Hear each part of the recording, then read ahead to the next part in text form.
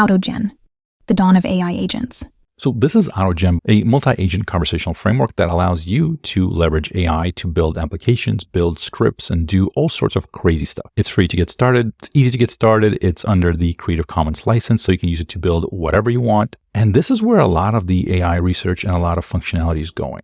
The ability to utilize multiple agents to create whatever it is that you want, whether that's a department that's developing code or your own content development department or a research department, whatever you want. In the previous video, we covered all the different things you can do with it, but a lot of people had trouble starting this up. So this video is going to serve as a little bit of a quick start. I'm going to show you how to install it, even if you've never used anything like this before. And then we're going to run through a few quick, simple examples. At the end of this video, you should be able to use this and leverage this to create bigger and better things. You're going to have all the sort of base knowledge that you need to really get cooking with this. I'll have links down below for a page that's going to have a lot more resource information in case you get stuck. And with that in mind, let's get started.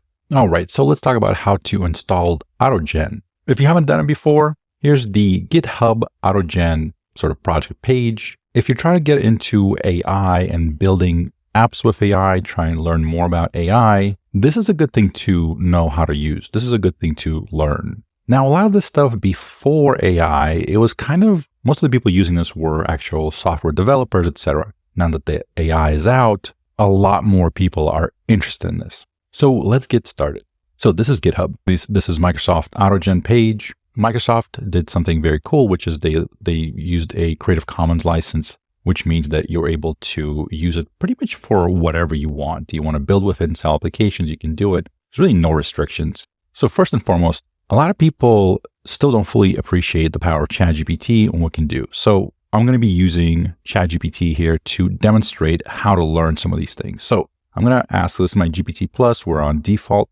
I would like to install AutoGen, a GitHub project that uses Python. Assume a fresh computer with nothing installed. What do I need to install to run it? So first and foremost, it starts by saying install Git. It will tell you how to do it on Windows, Mac OS, Linux, whatever you're using. Next is going to tell you to install Python. So this is good. If you're just starting out, trying to get into it, you need to install Python. Python is a really good coding language that is used a lot with AI. In one of my past videos, I said that Python is the best language for AI, and people try to kill me in the comments. So I had to walk that back just a little bit. Still great language for AI. You know, it even gives you a little link. So it's python.org/download/Windows or whatever. If you use Linux or whatever, it's right here /download. So you just download the latest release. Python is massive. It's global. It's a lot of people are contributing to it. So it's not like some weird side project. All right. So you run the installer and you do this, and it tells you how to do that with Mac OS and Linux. Then you clone the GitHub repository. So often here, you know, if you click on code, this gives you the URL to clone. Whatever this project is, you can clone it to your computer, then you can work on it, etc. Most of the time you'll be doing that. In this particular one, we might not have to, but basically clone the GitHub means that you take whatever the code that they have on the website here on the project and you just copies it over to your computer. And then you can take it and you can change it, do whatever you want with it. If you're contributing to the project, you can even, once you added your own sort of modifications to it, upload it back to here, and now it's available for everyone to use. That's the power of GitHub. All right, so then we install dependencies. We'll talk about that. And then we run the project. Now, one thing that it doesn't talk about here is the IDE. What is the IDE? Tell me briefly about what an IDE is and why it's useful. No jargon. So an IDE is an integrated development environment. So basically, it's the program that you use to code, right? So think of it like a feature-rich word processor for code. Just like you would open Microsoft Word to write your favorite whatever, write your documents, right? The IDE, that's the thing where you write code. For Python, I like PyCharm. So if you just search download PyCharm, P-Y like Python charm, you know, it's going to be hopefully one of the first ones. So you click on it, it looks like this. The professional version costs money, but the community version is free. Free, built with open source code. Hooray. So you download that. When you load it up, it looks a little bit like this. This is what PyCharm looks like. We'll go over everything in just a second here. So far what we've done is we've installed Python to be able to start programming in that language. We've installed PyCharm, which is the developer environment, the word processor for code. So now we have the language and we have the thing to modify it and code with it. The next thing that we're going to need is the OpenAI API key. So API keys, they're used widely across a lot of different platforms. What they allow you to do is to connect different functionalities from different things together. So for example, let's say I'm writing code and I want to pull in my various Gmail emails into it. There's a Gmail API that allows me to do that. There's one for YouTube, there's one for OpenAI, there's one for whatever. It's like little hooks that you can hook into that software and just pull out the stuff that you need. The way that I usually describe it's kind of like a restaurant, right? When you go into a restaurant, you don't go in the kitchen and cook your own food. You order it from the waiter and he brings it to you. An API is like that waiter. He's going to go in the kitchen and get whatever you need from whatever software you need. So you got to make that account with OpenAI. You go under API keys and you create a new secret key. We'll go over where to put that in just a second. But one thing I want to mention is lots of people run into issues with billing. If you get any error messages along the lines of like GPT-4 doesn't exist when you try to run some of this code or anything else like that, OpenAI related, that might be because your billing is not set up correctly. Basically, the way that I was able to fix that is I went into this billing overview. I canceled the plan that I had and I signed up for another plan and I basically just added $50 to it as a prepay thing. I think you don't have to do 50, you can start with 5. But basically, they want a credit card on file for you to be able to use it. And as soon as they charge you even $1, you're clear to go. But before then, there's some like security issues. So something to be aware of. But basically set this up. You need a credit card on file. You can just add some money and not set up auto charge. That way there's a limit to how much money you could blow through in case you accidentally, mess something up. But in general, they do have usage limits. So it's hard to charge up a massive amounts of money. All right, so now you've installed PyCharm. Go ahead and load it up. It's going to look a little bit like this. I've been messing around with AutoGen here, but let's go ahead and we'll start a brand new project. We're going to go File, New Project, bam. We're going to call it AutoGen Test. How about that? The rest we can leave as is. And here we're going to create a new document. So generally you call the main.py, so that main Python document that you're working on. So we're going to click Create. Microsoft Defender, I'm just going to click automatically. All right, so it starts out with this little thing and a little sort of just welcome script. And so up here are the little tabs of the different files that we're running. So I'm going to go ahead and just delete all of this. And let's briefly talk about the layout that we're looking at here. So this is where the code goes. So this is where we're adding the code. This is where we're coding. And then we can hit this little play button to execute that code. This is where a lot of the output will be. If we have any error messages, they will show up here. If we request something to be shown to us, like we say, print out this information, it will be shown here. And so this is referred to as run. So basically this is like the run window. And then all the various files and everything else that we have, if it creates like a PDF, it'll show up here. And then here is the terminal. So for the most part, these are the two buttons that you need to know. You need to know terminal and you need to know the run. Run is sort of where it's showing us what it's doing. And terminal is very similar to if you run the command prompt on Windows. So the terminal is basically a built-in version of this. So I'm going to close that. And yeah, that's about it. So let's get started. So we're going to go back to AutoGen, their little page here. And so basically this is how you install it. So this pip thing, that's a command line tool. So you're going to see that a lot. So when you see pip, PIP, oftentimes you're going to say pip install something. So that's basically how you install a lot of these packages for Python that you need. So whenever you see pip install something, that's what it means. It's just you're adding the thing, the software, the functionality that you need to run whatever it is you're doing. So pip install py AutoGen. Now you can just copy that, or I'm going to type it in. So you go here to terminal and we're going to just type it in. Pip install py AutoGen. So when people say pip install, that's what they mean. And we hit enter. And it's going to start installing AutoGen. So as you can see here, it's running through all the various things that it needs to make it work. Just give it a quick second and it will be done. So, and now it's done. All right. And here it has the quick start code. So we're going to go ahead and we're going to copy that and we're going to throw it in our sort of code window right here.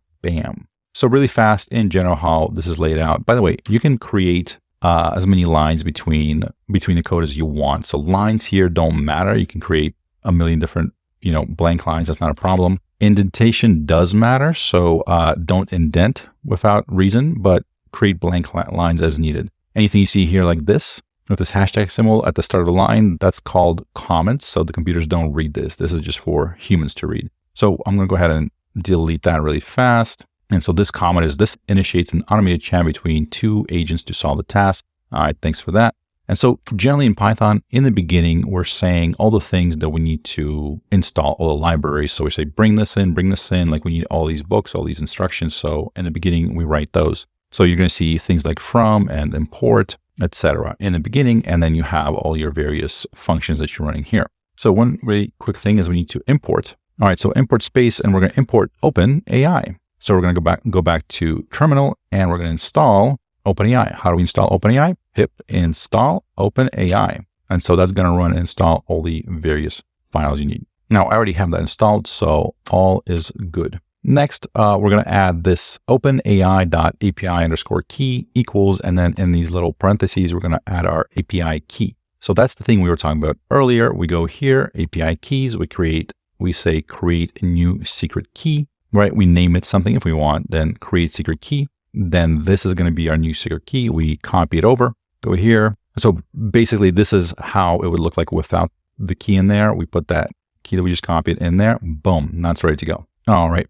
And then this last line is what we need to focus on next. So as you can see here, the message that we're giving to our AI agent is this: plot a chart of NVIDIA and Tesla stock price change year to date. So that's the sort of example message. We can put whatever we want in there. So let's get started.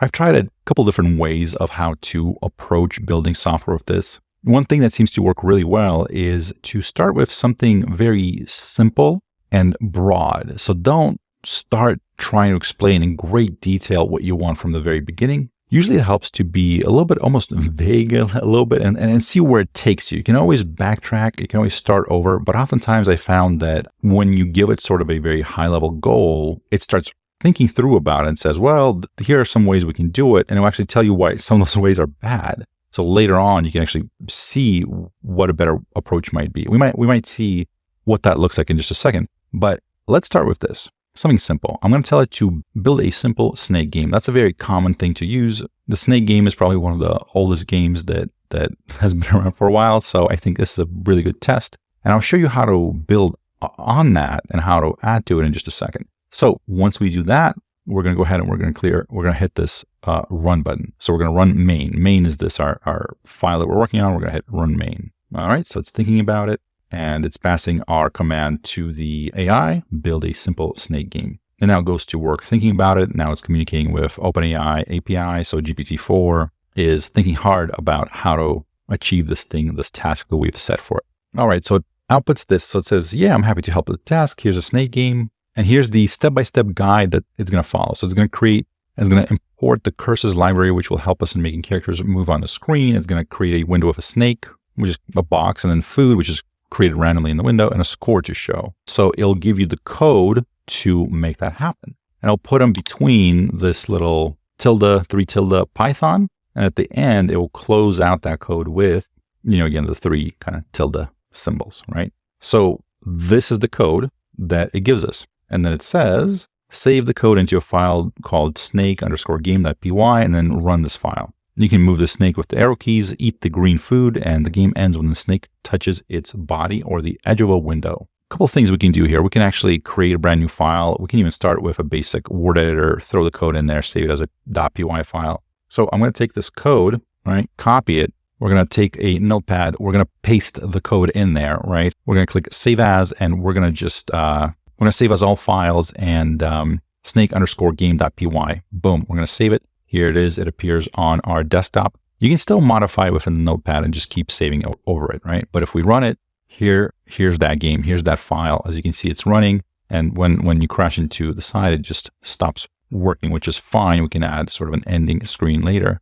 And so just like that, it goes around the map, eating the pie. Shows pie as the fruit.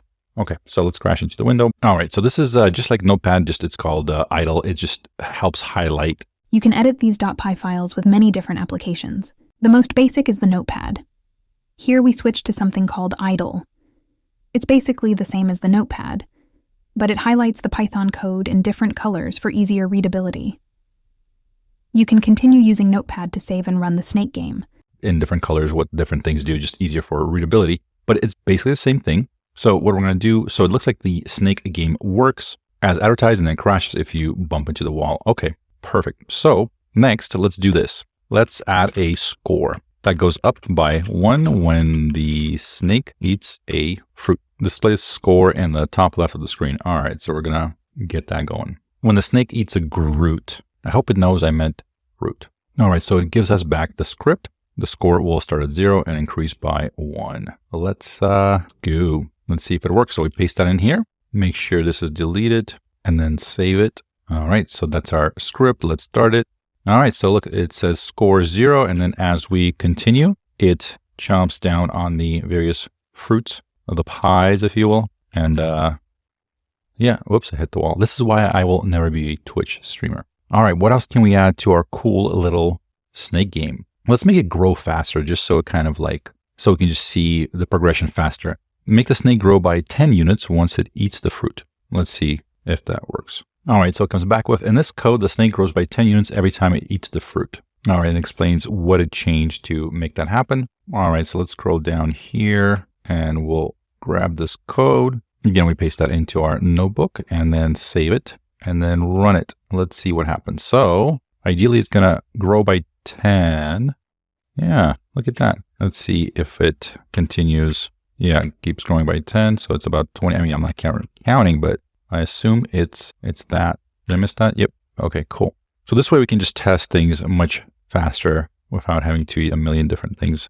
Yeah, there we go. Okay, and boom. All right. Well, that's exciting, but let's add one last thing. Let's add enemies. Let's add an enemy that drops from the sky. If it crosses the snake, it cuts off the last part of the snake. If it hits the head of the snake, the game is over. All right, so it comes back with, in the code above, we introduce 2 checks to verify whether the enemy either crosses the snake or hits the head of a snake. All right, let's see. So decided to randomly decide a starting point for the enemy on the x-axis and start dropping it towards the bottom. If the enemy crosses the snake, it cuts off the last part of the snake. Very, very cool. If this works, that'd be kind of cool. Okay, so we paste it in here, and then we're going to go ahead and save and run it. Let's see. Oh, there's the little enemy. All right. All right, so as I'm running around eating the little fruit pieces, the enemies that are dropping from the sky are attempting to cut off a portion of me. Let's see if, oh, there it is. Boom.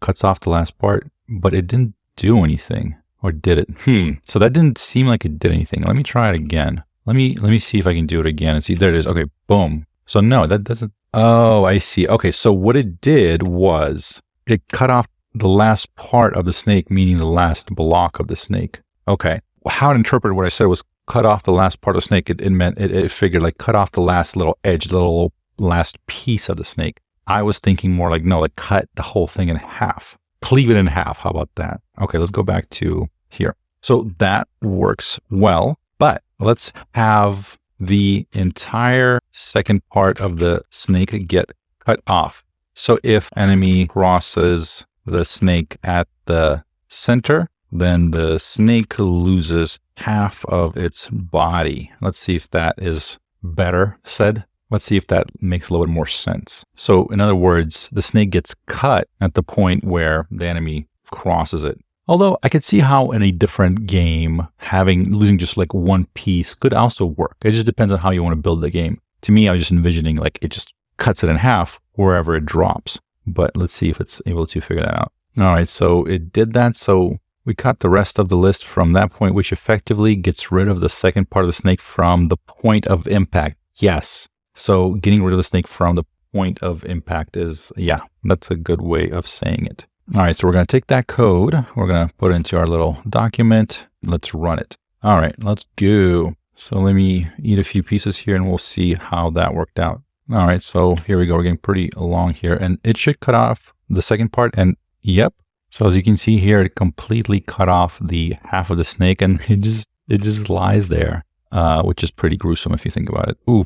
Okay, that took off most of it. Okay, so let's just test to see what happens if we go over this part again. Does that do anything? Does it have any functionality? It just kind of like cleans it up, I guess, but it doesn't really do anything. Okay, that's fine. It just sort of deletes it, but it's not like it eats it again, which that could be another interesting gameplay mechanic. Like you can just eat the remains to grow bigger, I guess. So that's basically how we created a, very simple snake game with some added functionality, how we built on top of it. And then when we ran into issues with it, not doing what we wanted, we just explained, hey, that's not quite what we're looking for. And it went in there and once again, kind of ouch.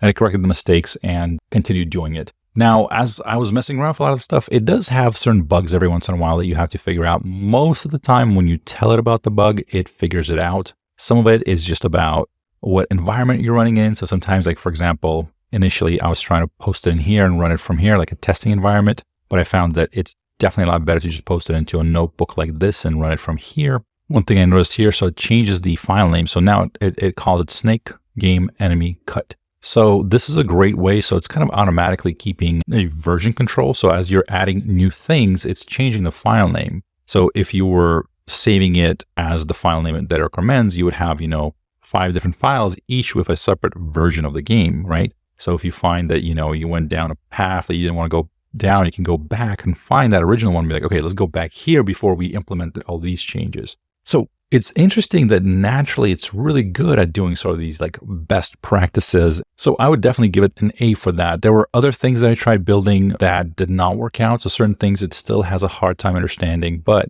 maybe it fails something like 1 in 7 things that I ask of it. So even right now, as this sort of beta version is a very, very early version of what it's supposed to be, it's still pretty effective. It's still pretty useful. With that, let's take a look at one more thing that it can do. So we're going to terminate this process. And we're going to try something else. So we're going to put a new message. So here's Hacker News by Y Combinator. And let's see if we can just get the top 10 headlines from here. So get the top 10 news headlines from Hacker News. So let's see if it knows what the heck that means. So we're going to hit run. This code initially fetches the IDs of the top stories and retrieves the detail of the story. The top 10 news headlines will be printed along with their URLs. All right, in the beginning explains how it's thinking about doing it. So to get the top 10 news headlines from Hacker News, we can use Hacker News API, which returns data in JSON format. All right, and we'll use the JSON library to parse this data. All right, so let's do it.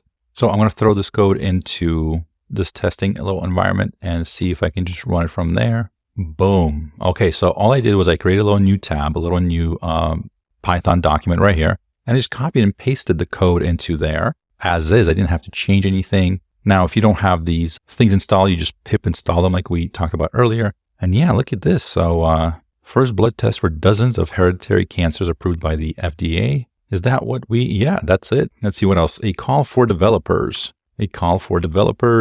Research find Parkinson's disease, Yeah, so it seems to be doing really well. It pulled all the titles and it gives us the URL for each. Weird Al Yankovic. I apologize, I'm having an ADHD moment. Let's get back to what we were doing, which is, so that's how you get the top 10 Hacker News headlines. You can do it for many other things. Be careful because scraping websites sometimes causes issues and might be against terms of service, etc. So very often this will try to use the API to create that code. So I just wanted to jump in here really fast and kind of show you what the advanced version of this looks like. As you can see, this is running right now. So what I did here is I've added one more agent and his name is Coder. So he's sort of the default assistant agent that is capable of solving problems with code. So we've added him and we've added a critic. And so the critic is a helpful assistant, highly skilled in evaluating the quality of a given visualization code. So he's there to look at bugs, if there are any bugs or logic errors, etc.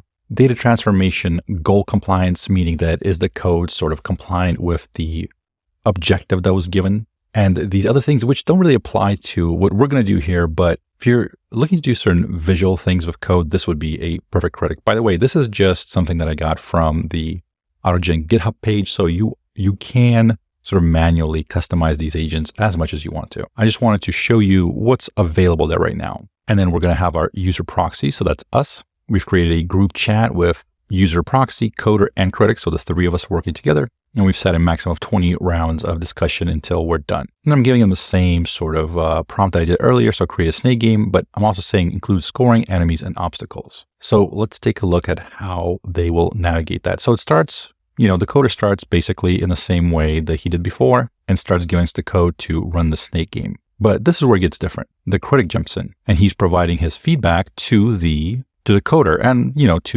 to everybody else in this group discussion as well. So he's saying your score on bugs is 10 out of 10. You did great. So doesn't seem to be any bugs or anything like that. And the data transformation is appropriately handled. The snake and the food are stored and they're updated as needed. Goal compliance, 7, not so much. While you met the goal of creating a snake game and scoring system, it doesn't yet include enemies and obstacles, etc. All right, so the other things don't apply, but aesthetics, well, an 8. So since the aesthetics of the game is quite straightforward, these are sort of the classic aesthetics of Snake. So as we get more and more complex with our projects, it'll be interesting how they score the various things that they can do. And based on those ratings, here are some suggestions. Consider implementing the missing functionalities, and as well as some of the details like having the visual display better. Improve the gaming experience by giving real-time feedback on the score. And so the coder says, okay, your suggestions for improving the Snake game are well taken. One thing I love about these AI agents is that at no point are they going to get mad, flip over the table, and storm out of the room, cussing everybody on the way out. They take criticism well, and they do their best to improve based on the criticisms given. All right, so the game includes a scoring system, and then he says, for simplicity and straightforwardness, I have decided not to include obstacles and enemies in the game. All right, so he added this. This is the new code that we're seeing, and at the end, the critic comes in again, and, kind of gives them some of the same scores, but again, goal compliance is still a 7, so it still lacks the enemies and obstacles. But he gives them some more improvements, such as a pause function. So at this point, it kicks it back to me. Now I can sort of add my thoughts or just exit or whatever. So I just say continue because I want to see where this is going. So the coder goes, okay, so yeah, based on your suggestions, I'll add a pause function and a endgame message. So he goes ahead and does that. By the way, really fast, I've tried running this without it pausing to ask me for suggestions. So in your user proxy, which is right here, you can actually add something right here that says, don't ask me for my input. Unfortunately, what happens with that is often we'll hit the OpenAI API's token limit. So it'll actually it'll stop everything because we're using up too many tokens per minute. So, and there's ways to get around that depending on how complicated you want to get. So I just added this, have it pause to hear from me before it continues. So that's the simplest solution, but sometimes if you wanted to run and install everything automatically, you can. You just needed to add the code that kind of limits the rate at which it uses up tokens. Tokens are basically how many words it's using to, write all this stuff out. All right, so the coder comes back, the goal compliance improved, half a percentage point. It's 7.5 now, but it's still, we still don't have the enemies and the obstacles. But he gives some more improvement suggestions, continue to refine the UI, and gives some more other options, including having a high score feature. Now, they want my opinion, I'm going to say add enemies, because that was part of the sort of original requirements. So he, the coder kind of complains. He's like, well, it's substantial complexity. But we're going to add red bricks that act as enemies. If the snake hits a brick, the game is over. So you get the idea. I'm going to add a advanced tutorial at some point once I figure out how to use this better. But as you can see here, this is getting quite advanced. The things that you can do with this with simple pre-built blocks of text like this is pretty impressive. And it's only going to get better as more and more people use it and improve it, etc. All right, let's get back to it. So I think now you have everything that you need to start messing around with this stuff to install it and start using it. Start by doing just very simple, very basic things. Keep an eye on how much the API is costing you. So for me, for example, I've been playing around with this for 2 days, and this is just for those 2 days, $7.11. And actually, AutoGen uses GPT-4, so it's $7, but I've done a lot of different stuff on it. The session that you saw, I would guess it would probably cost about $2 worth of these API credits. So, it's not that bad, but depending on how much you use, you could probably charge up quite a bit. Something to keep in mind, you can always use ChatGPT 3.5 Turbo, which is significantly less expensive. With Chat Dev, it uses 3.5. And for all those apps, it was costing something like 4 cents to 8 cents per app for the entire thing, including documentation and everything else. So, if you don't need the advanced stuff from GPT-4, that might work a lot better. Although for coding, you really want to be using GPT-4 in general. And then once you're ready, here's the GitHub for AutoGen. It has tons of other, discussions and various other things you can try. There's a Discord channel where you can chat with other devs. Last time I jumped on there wasn't too many people on there, but that was like the day it came out. So I'm sure more and more people are going to start piling in there. And keep in mind that I think a lot of the AI research and stuff like that is going this direction of having multiple agents working together. And this is a free thing from Microsoft that allows you to start creating stuff like this and messing around with it. So while a lot of it is kind of demos and testing, don't be surprised when a few months from now or a year from now, this exact framework will be used to create something amazing, something that's going to create millions of dollars worth of value. I mean, that's pretty much almost guaranteed to happen. Either it's going to be through AutoGen, which is Microsoft's sort of open source project, or it might be something else, but this is the space to watch. So I hope that was helpful. If you liked it, hit thumbs up, subscribe. If something really didn't make sense, leave a comment. Go ahead and type hashtag tech, TECH, and I'll try to prioritize those. So use that to kind of get my attention in the comments, because there's been quite a lot of comments. I can't at this point get through all of them. But if there's something in here that is not making sense to you, or specifically I'm saying something that you're not able to replicate, something's breaking down, let me know. I do want to know about it. I'll try my best to fix it or figure out how to explain it better or find a solution for it. All right. And this is going to be natural20.com/learnai/AutoGen. So I'll leave a link in the show notes down below, but I'm adding more and more stuff to here. I'll add this video to here, as well as a couple other ones that hopefully will help and maybe help troubleshoot some issues if you're having them. With that said, thank you for watching, and I'll see you next time.